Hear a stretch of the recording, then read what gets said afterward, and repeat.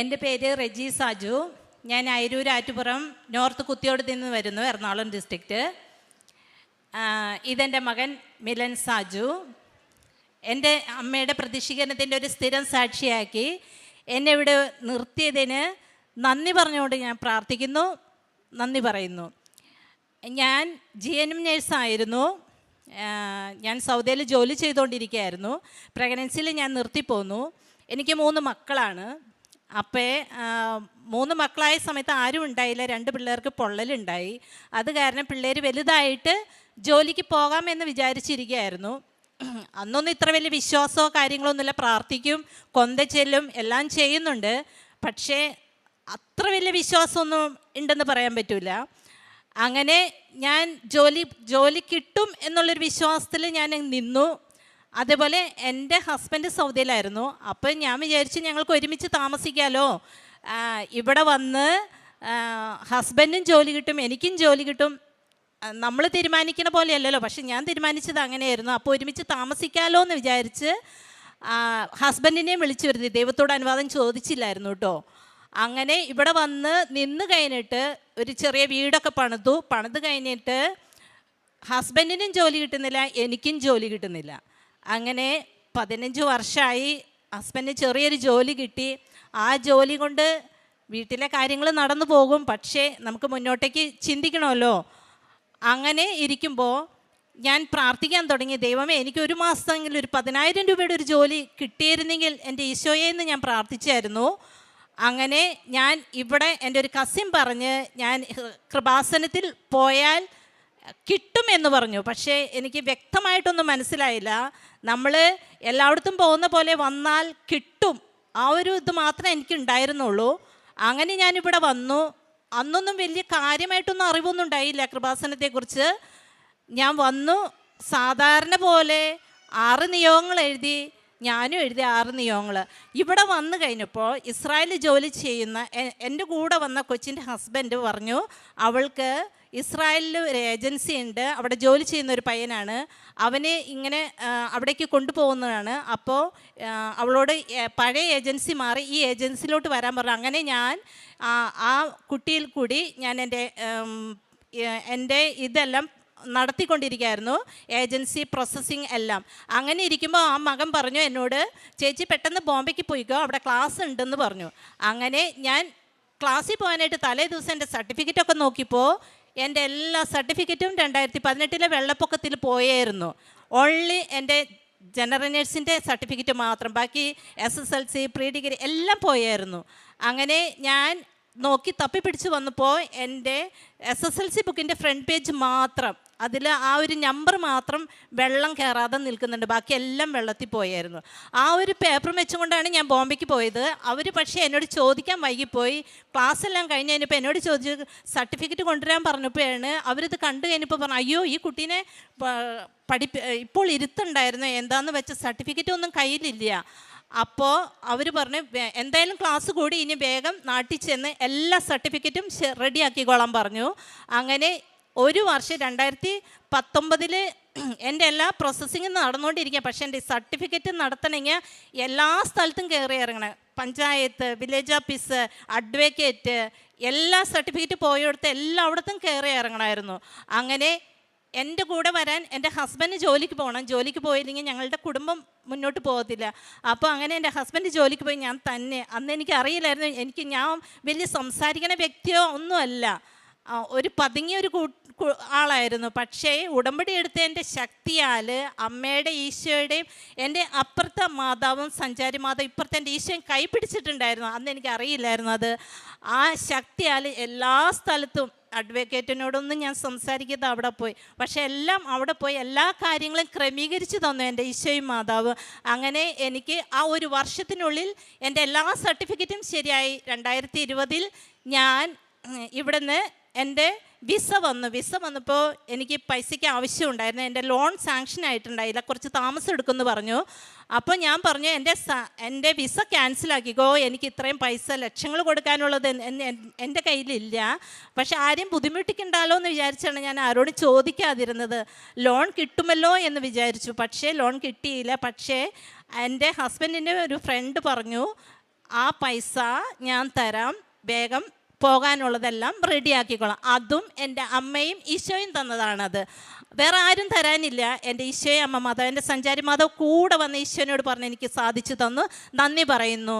അതേപോലെ ഞാൻ ഇസ്രായേലിൽ ജോലിക്ക് കയറി എല്ലാം അവിടെ ചെന്ന് കഴിഞ്ഞപ്പോഴേക്കും കൊറോണയുടെ ഇത് കാരണം ആ മാസം തന്നെ ഫ്ലൈറ്റ്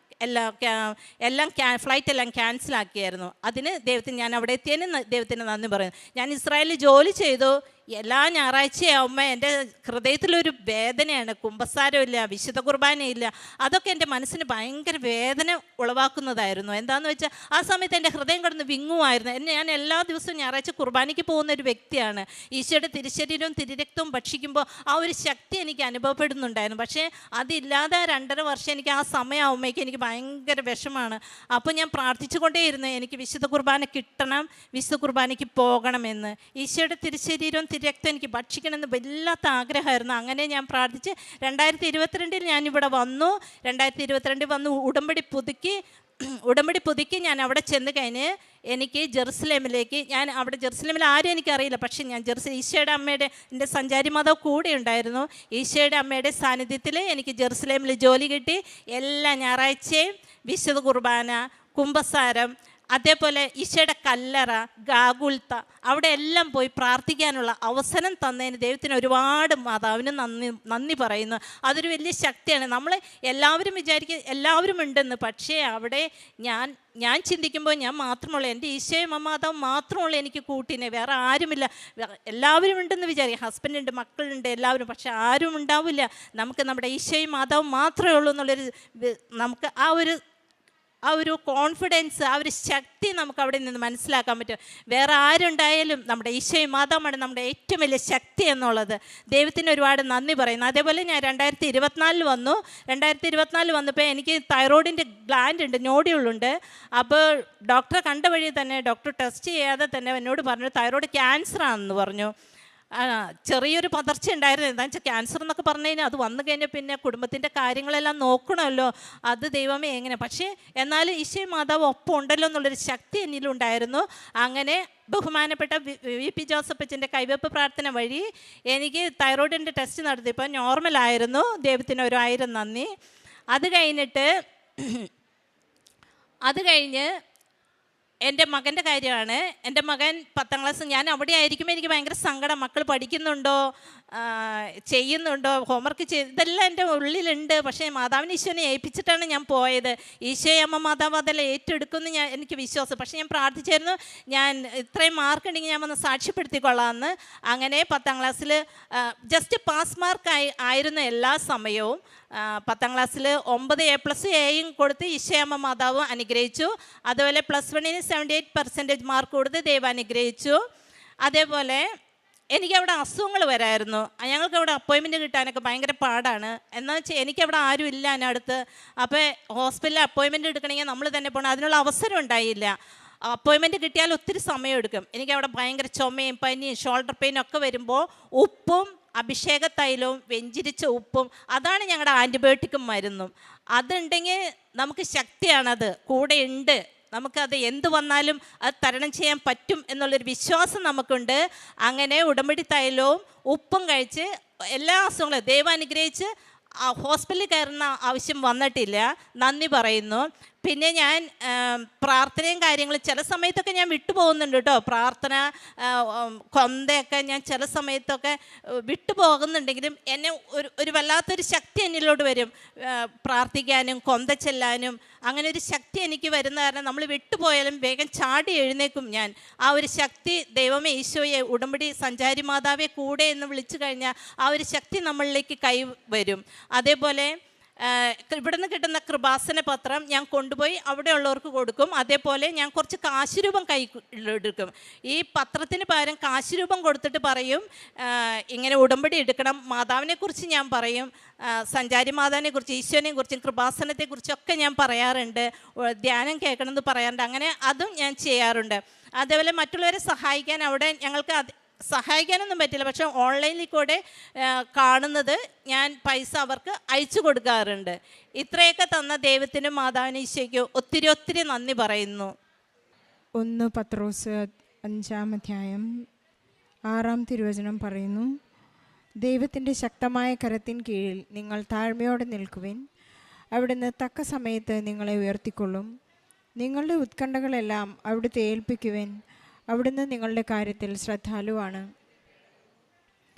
ഇവിടെ റെജി സാജുവിൻ്റെ മനോഹരമായ ഒരു വിശ്വാസ സാക്ഷ്യമാണ് നാം കേട്ടത്.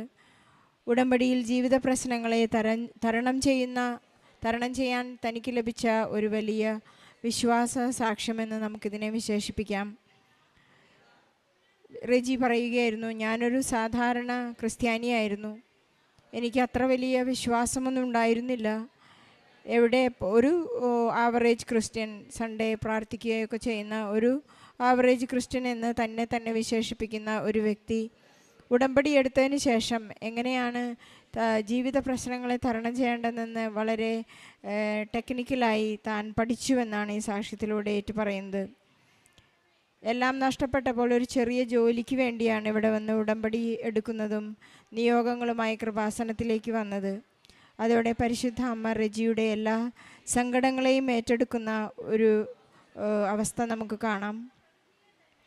ജോലിക്കായി അപേക്ഷിക്കാൻ ഒരു GNMന് സാധിക്കും.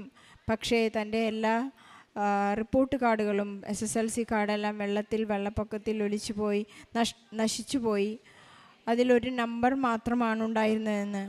ഒരു നമ്പർ മാത്രം പരിശുദ്ധ അമ്മ തൻ്റെ തിരുക്കുമാരൻ്റെ മഹത്വം വെളിപ്പെടാനായി ആ SSLC ബുക്കിൽ ഒരു നമ്പർ മാത്രമാണ് അവശേഷിപ്പിച്ചത്. അസാധ്യങ്ങളുടെ സാധ്യതയുള്ള ഒരു പരിശുദ്ധ അമ്മയുടെ വലിയ സാക്ഷ്യത്തിനാണ്, ഒരു വലിയ ദൈവമഹത്വത്തിനാണ് ഈ സഹോദരിക്ക് ഇവിടെ ഈ അൾത്താരയിൽ കയറി നിൽക്കാൻ സാധിക്കുന്നത്. തനിക്കെല്ലാം എല്ലാ സർട്ടിഫിക്കറ്റിൻ്റേതായ എല്ലാ ഡോക്യുമെൻറ്റ്സും നഷ്ടപ്പെട്ടപ്പോൾ പരിശുദ്ധ അമ്മയുടെ മാധ്യസ്ഥത്തിലൂടെയാണ് തനിക്ക് യേശുവിനെ മഹത്വപ്പെടുത്തുവാനുള്ള വലിയ അവസരവും കൃപയും ലഭിച്ചത് എന്ന് നമുക്ക് മനസ്സിലാക്കാം. അതിനെല്ലാം വലിയ പരിശ്രമങ്ങൾക്ക് ശേഷം ഒരുപാട് ഓഫീസുകൾ കയറിയിറങ്ങിയെങ്കിലും അതിനെല്ലാം ശേഷം വിസ കയ്യിൽ കിട്ടുന്ന ആ സമയത്താണ് വീണ്ടും തനിക്ക് തരണം ചെയ്യേണ്ട ഒരു വലിയ അവസരമുണ്ടായത്. കിട്ടിയ വിസ ക്യാൻസലാകുന്ന സമയത്താണ് ഒരു ദൈവദൂതനെ എന്നോണം ഒരു സഹോദരനെ അയച്ച് തനിക്ക് വിസ ശരിയായി. താൻ ചിന്തിക്കാൻ പോലും സാധിക്കാത്ത അത്രയ്ക്കും മഹത്തരമായൊരു സ്ഥലത്തേക്ക് ഈ സഹോദരിക്ക് ജെറുസലേമിൽ ജോലി കിട്ടി. അവിടെ തൻ്റെ ഈശോയുടെ കബറിടത്തിൽ പോലും എന്നും തൊട്ടെടുക്കാനുള്ള, ഈശോയുടെ സ്നേഹത്തെ തൊട്ടെടുക്കാൻ സാധിക്കുന്ന ഒരു വലിയ അനുഗ്രഹത്തിൻ്റെ കലവറയാണ് ഈശോ തനിക്കായി തുറന്നതെന്ന് ഈ സഹോദരിയുടെ സാക്ഷ്യപ്പെടുത്തുകയാണ്. നാം വിശ്വസ്തയോടെ ഉടമ്പടിയിലായിരിക്കുമ്പോൾ നാം ആഗ്രഹിക്കുന്നതിലപ്പുറത്ത് ഈശോ നമ്മെ സ്നേഹിക്കുകയും നമ്മെ വാരിപ്പുണരുകയും ചെയ്യുന്ന അത്ഭുതങ്ങൾ നമുക്ക് എപ്പോഴും കണ്ട് ആസ്വദിക്കാനും അനുഭവിക്കാനും സാധിക്കും. അതുപോലെ തന്നെ ഈ സഹോദരി തൻ്റെ സൗഖ്യത്തെക്കുറിച്ച് പറയുകയായിരുന്നു. തനിക്ക് തൈറോയ്ഡ് ക്യാൻസർ വന്നപ്പോഴുണ്ടായ മറ്റെല്ലാ അസുഖങ്ങൾക്കും ഈശോ തനിക്കുണ്ടായ തൻ്റെ ഇവിടുത്തെ ഉടമ്പടി വസ്തുക്കളായിരുന്നു ഈശോ തനിക്ക് വലിയ ആൻറ്റിബയോട്ടിക്കായിട്ട് നിലനിന്നതെന്ന് പറയുന്നു. നമ്മുടെ ജീവിതത്തിൻ്റെ എല്ലാ മരുന്നുകളും പരിശുദ്ധ അമ്മ നമുക്ക് കയ്യിൽ വെച്ച് തന്നിരിക്കുകയാണ്. ഇവിടുത്തെ ഉടമ്പടി വസ്തുക്കളുടെ ഉപയോഗം ആക്ടിവേറ്റ് ചെയ്യുമ്പോഴെല്ലാം നാം ഈശോയിലേക്ക് കൂടുതൽ അടുക്കുകയും പരിശുദ്ധ അമ്മയെ നാം കൂടുതൽ സ്നേഹിക്കുകയും ഒരമ്മയോട് നമുക്കെല്ലാം പറയാനുള്ള സ്വാതന്ത്ര്യം ഉണ്ടാവുകയും ചെയ്യുന്ന ഒരു വലിയ ജീവിത ക്രമമാണ്, ജീവിത രീതിയാണ് ഉടമ്പടി. താൻ ചെല്ലുന്നിടത്തെല്ലാം ഈശോയെയും പരിശുദ്ധ അമ്മയെയും കുറിച്ച് പ്രഘോഷിക്കുവാനും ഇവിടെയുള്ള അതത് ഭാഷകളിലെ പത്രങ്ങൾ കൊടുക്കുവാനുമെല്ലാം ഈ സഹോദരിക്ക് സാധിക്കുന്നു എന്നുള്ളതാണ് ഒരു വലിയ ആശ്വാസദായകമായ ഒരു വലിയ അനുഗ്രഹം. അതുപോലെ തന്നെ കുടുംബത്തിൽ തന്നെ വലിയ വലിയ അനുഗ്രഹങ്ങൾക്ക് സാക്ഷ്യം വഹിക്കുവാൻ സാധിച്ചു. താൻ എപ്പോഴും താൻ ഒറ്റയ്ക്കാണ് എന്ന് ചിന്തിക്കുമ്പോഴെല്ലാം, അല്ല, ഞാനും എൻ്റെ പരിശുദ്ധ അമ്മയും ഈശോയും എനിക്ക് കൂടെയുണ്ട്, തനിക്ക് ആരൊക്കെ ഉണ്ട് എന്ന് ചിന്തിക്കുമ്പോഴും അവരെല്ലാം അടുത്തില്ലാതിരിക്കുന്ന ഒരു വലിയ ഏകാന്തതയുടെ അവസ്ഥയിൽ പരിശുദ്ധ അമ്മയും ഈശോയും തനിക്ക് കൂട്ടായിരുന്നുവെന്ന് ഇവിടെ സാക്ഷ്യപ്പെടുത്തുന്നു. പലരുടെയും വലിയ ഒരു ആശ്വാസമാണ്, ഏറ്റുപറയുന്ന ഒരു വലിയ കാര്യമാണ്, എനിക്ക് നല്ല ധൈര്യം വന്നു, എനിക്ക് നല്ല സെൽഫ് കോൺഫിഡൻസ് വന്നു. പരിശുദ്ധാത്മാവിൻ്റെ ഫലങ്ങളും ദാനങ്ങളും എല്ലാം നമുക്ക് വാരിക്കോരി ലഭിക്കുന്ന ഒരു ജീവിത ശൈലിയാണ് ഈ ഉടമ്പടി എന്ന് പറയുന്നത്. കൃപാസനത്തിൽ വന്ന് ഉടമ്പടി എടുക്കുന്നവർക്കെല്ലാം തന്നെ പരിശുദ്ധാത്മാവ് നൽകുന്ന വലിയ സംരക്ഷണവും ധൈര്യവും നമുക്ക് ഏറ്റുപറയാവുന്ന ഒരു വലിയ സാക്ഷ്യമാണ്. അതുപോലെ തന്നെ തൻ്റെ മകൻ്റെ ഒരു വലിയ റിസൾട്ടിനെ കുറിച്ച് സഹോദരി പറയുകയുണ്ടായി. മകൻ 10ാം ക്ലാസ്സിലൊരു ആവറേജ് സ്റ്റുഡൻ്റ് ആയിരുന്നു. തനിക്ക് 9 A+ ലഭിച്ചു എന്ന് പറയുന്നു. ഒരു അനുഗ്രഹമാണത്. ഒരമ്മയ്ക്കുണ്ടാകുന്ന ഒരു വലിയ സങ്കടമാണ്. വലിയ പരീക്ഷകളുടെ സമയങ്ങളിലെല്ലാം മക്കളുടെ അടുത്തില്ലെങ്കിൽ മാതാപിതാക്കൾക്ക് വലിയൊരു സങ്കടമുണ്ടാകുന്ന ഒരവസ്ഥയുണ്ട്. പരിശുദ്ധ അമ്മ നമ്മെ ഏറ്റെടുക്കുന്ന, നമ്മെ സംരക്ഷിക്കുന്ന വലിയ വലിയ സാക്ഷ്യങ്ങൾ നമുക്ക് ലഭിക്കുന്നത് ഉടമ്പടിയിലൂടെയാണ്. നമുക്ക് വിശ്വസ്തയോടെ നമ്മുടെ ഉടമ്പടിയിൽ മുന്നേറാം. ഉടമ്പടിയിലായിരിക്കുമ്പോൾ നമുക്ക് ഒട്ടും തന്നെ സങ്കടപ്പെടേണ്ട ആവശ്യമില്ല എന്നാണ് പരിശുദ്ധ അമ്മ നമ്മെ അറിയിക്കുന്നത്. നാം നമ്മെക്കുറിച്ച് തന്നെ ഓർക്കേണ്ട ആവശ്യമില്ല. കാരണം നമ്മുടെ ഫയൽ പരിശുദ്ധ അമ്മയുടെ കയ്യിലാണ്. അതിലെല്ലാം ഒരു ഗ്രീൻ സിഗ്നൽ നമുക്ക് ലഭിച്ചു കഴിഞ്ഞാൽ നമ്മുടെ ജീവിതത്തിൻ്റെ എല്ലാ താളങ്ങളും പരിശുദ്ധ അമ്മയ്ക്ക് ഒരു വലിയ സിങ്ക്രണൈസേഷൻ നമ്മുടെ ജീവിതത്തിൽ ഉണ്ടാകുമെന്ന് നമ്മെ ഓർമ്മിപ്പിക്കുന്നു. റെജിക്കും കുടുംബത്തിനും ഈശോയും പരിശുദ്ധ അമ്മയും നൽകിയ എല്ലാ അനുഗ്രഹങ്ങൾക്കും കൃപകൾക്കും വലിയൊരു കയ്യടി നൽകി സാക്ഷ്യം നമുക്ക് സമർപ്പിക്കാം. അത്യപൂർവ ദൈവാനുഭവങ്ങൾ ഇനി നിങ്ങൾക്കും സ്വന്തം. ഈ യൂട്യൂബ് ചാനൽ ഇതുവരെ സബ്സ്ക്രൈബ് ചെയ്തിട്ടില്ലെങ്കിൽ ഇപ്പോൾ തന്നെ സബ്സ്ക്രൈബ് ചെയ്യുക. ഈ വീഡിയോ ഇപ്പോൾ തന്നെ നിങ്ങളുടെ സുഹൃത്തുക്കൾക്ക് ഷെയർ ചെയ്തുകൊണ്ട് കർത്താവിൻ്റെ പ്രേക്ഷിതരാകുക.